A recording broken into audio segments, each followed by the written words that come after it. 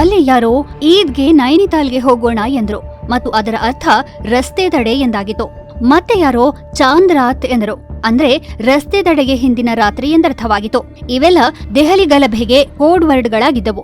ಈ ಗಲಭೆಯಲ್ಲಿ ಬುದ್ಧಿಜೀವಿಗಳು, ಸಾಮಾಜಿಕ ಕಾರ್ಯಕರ್ತರು ಮತ್ತು ವಿದ್ಯಾರ್ಥಿ ನಾಯಕರು ಸೇರಿದಂತೆ ನಿರ್ದಿಷ್ಟ ವರ್ಗದ ಉನ್ನತ ಶಿಕ್ಷಣ ಪಡೆದ ವ್ಯಕ್ತಿಗಳು ಸೇರಿದರು. ಇವರನ್ನೆಲ್ಲ ಇಂದು ನಾವು ನಗರ ನಕ್ಸಲರು ಎಂದು ಕರೆಯುತ್ತೇವೆ. ನಗರ ನಕ್ಸಲರ ಈ ಜಾಲವು ಧಾರ್ಮಿಕ ಮೂಲಭೂತವಾದಿಗಳ ಸಹಯೋಗದೊಂದಿಗೆ ರಾಷ್ಟ್ರ ರಾಜಧಾನಿಯನ್ನು ಅಸ್ಥಿರಗೊಳಿಸಲು ಸಂಪೂರ್ಣ ಮಾರ್ಗಸೂಚಿಯನ್ನು ಸಿದ್ಧಪಡಿಸಿತು. ಈ ಪಿತೂರಿಯ ಸಿದ್ಧತೆಗಳು 2019 ಡಿಸೆಂಬರ್ನಲ್ಲಿ ಪ್ರಾರಂಭವಾದವು ಮತ್ತು ಇದರಲ್ಲಿ ಸಿಎಎ ವಿರುದ್ಧದ ಪ್ರತಿಭಟನೆಗಳನ್ನು ಆಯುಧವಾಗಿ ಬಳಸಿಕೊಂಡು 2020 ಫೆಬ್ರವರಿ 24 ರಾತ್ರಿ ದೆಹಲಿಯ ಬೀದಿಗಳು ಮತ್ತು ವಿಶ್ವವಿದ್ಯಾಲಯಗಳನ್ನು ಗುರಿಯಾಗಿಸಲಾಯಿತು.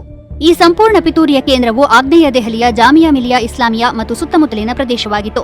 ಇಲ್ಲಿನ ಸುತ್ತಮುತ್ತಲ ಪ್ರದೇಶದಲ್ಲಿ ಒಟ್ಟು 3 ಲಕ್ಷ ಮುಸ್ಲಿಮರು ವಾಸಿಸುತ್ತಿದ್ದಾರೆ. ಇದು ಒಟ್ಟು ಜನಸಂಖ್ಯೆಯ ಸುಮಾರು 19.56% ಪ್ರತಿನಿಧಿಸುತ್ತದೆ.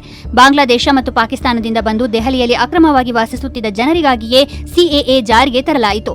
ಆದಾಗ್ಯೂ ಜಾಮಿಯಾ ಮಿಲಿಯಾ ಇಸ್ಲಾಮಿಯಾದಲ್ಲಿ ಓದುತ್ತಿದ್ದ ಸೋ ಕಾಲ್ಡ್ ಜೆನ್ಜಿ ವಿದ್ಯಾರ್ಥಿಗಳೆಂದು ಕರೆಯಲ್ಪಡುವವರನ್ನು ಗುರಿಯಾಗಿಸಲಾಗಿತ್ತು. ದೆಹಲಿ ಪೊಲೀಸರ ಆರೋಪ ಪಟ್ಟಿ ಮತ್ತು ತನಿಖೆಯ ಪ್ರಕಾರ ಕಾನೂನಿನ ಮೂಲ ನಿಬಂಧನೆಗಳ ಅಂತಹ ಯಾವುದೇ ನಿಬಂಧನೆಗಳಿಲ್ಲದಿದ್ದರೂ ಸಿಎಎ ಅವರ ಭವಿಷ್ಯ, ಗುರುತು ಮತ್ತು ಪೌರತ್ವಕ್ಕೆ ನೇರ ಬೆದರಿಕೆಯನ್ನು ಒಡ್ಡುತ್ತದೆ ಎಂದು ಈ ವಿದ್ಯಾರ್ಥಿಗಳನ್ನು ನಂಬಿಸಲಾಯಿತು. ದಾಖಲೆಗಳು ಲಭ್ಯವಿಲ್ಲದಿದ್ದರೆ ಪೌರತ್ವ ಕಳೆದು ಹೋಗುತ್ತದೆ ಎಂದು ಹೇಳಿಕೊಂಡು ಕ್ಯಾಂಪಸ್ ಮತ್ತು ಸುತ್ತಮುತ್ತಲಿನ ಪ್ರದೇಶಗಳಲ್ಲಿ ಜೆಸಿಸಿ ಮೂಲಕ ಸಭೆಗಳನ್ನು ನಡೆಸಲಾಯಿತು. ಏತನ್ಮಧ್ಯೆ ಜಾಮಿಯಾ ಮತ್ತು ಜೆಎನ್ಯುಗೆ ಸಂಬಂಧಿಸಿದ ಆಕ್ಟಿವಿಸ್ಟ್ಗಳು ಭಾವನಾತ್ಮಕ ಭಾಷಣಗಳ ಮೂಲಕ ವಿದ್ಯಾರ್ಥಿಗಳನ್ನು ಮಾನಸಿಕವಾಗಿ ಸಿದ್ಧಪಡಿಸಿದರು.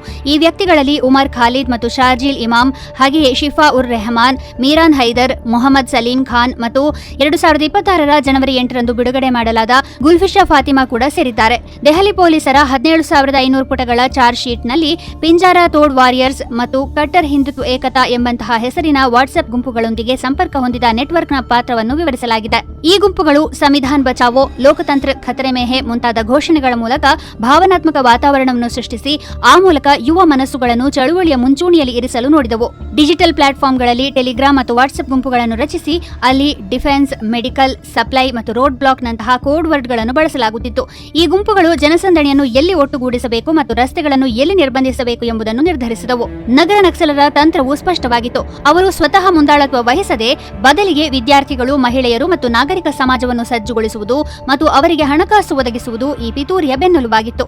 ಹಿಂಸಾಚಾರ ಭುಗಿಲೆದ ಸ್ವಲ್ಪ ಸಮಯದ ಮೊದಲು ಯುನೈಟೆಡ್ ಕಿಂಗ್ಡಮ್, ಒಮಾನ್ ಮತ್ತು ಯುನೈಟೆಡ್ ಅರಬ್ ಎಮಿರೇಟ್ಸ್ನಿಂದ ಹಣವನ್ನು ಸ್ವೀಕರಿಸಲಾಗಿದೆ ಎಂದು ತನಿಖೆಯ ಸಮಯದಲ್ಲಿ ದೆಹಲಿ ಪೊಲೀಸರು ಕಂಡುಕೊಂಡರು. ವಿಶೇಷ ತನಿಖಾ ತಂಡವು ಏಪ್ರಿಲ್ 1, 2020ರಂದು ಜಾಮಿಯಾ ಸಮನ್ವಯ ಸಮಿತಿ ಸದಸ್ಯೆ ಮೀರನ್ ಹೈದರ್ನನ್ನು ಒಂದು ರಿಜಿಸ್ಟರ್ನೊಂದಿಗೆ ಬಂಧಿಸಿತ್ತು.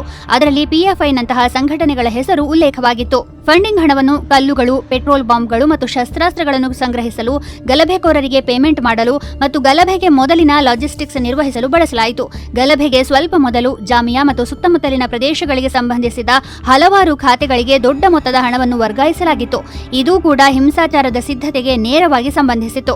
ನಗರ ನಕ್ಸಲ್ ಚಿಂತನೆ, ವಿದೇಶಿ ಹಣಕಾಸು, ಡಿಜಿಟಲ್ ಸಮನ್ವಯ ಮತ್ತು ವಿಶ್ವವಿದ್ಯಾಲಯಗಳಲ್ಲಿ ರಚಿಸಲಾದ ಗುಂಪುಗಳು ಒಟ್ಟಿಗೆ ಸೇರಿದಾಗ ಅದು ದಂಗೆಯಲ್ಲ, ಬದಲಾಗಿ ಯೋಜಿತ ದಾಳಿಗೆ ಕಾರಣವಾಗುತ್ತದೆ ಎಂಬುದನ್ನು 2020 ದೆಹಲಿ ಗಲಭೆಗಳು ಸಾಬೀತುಪಡಿಸುತ್ತವೆ.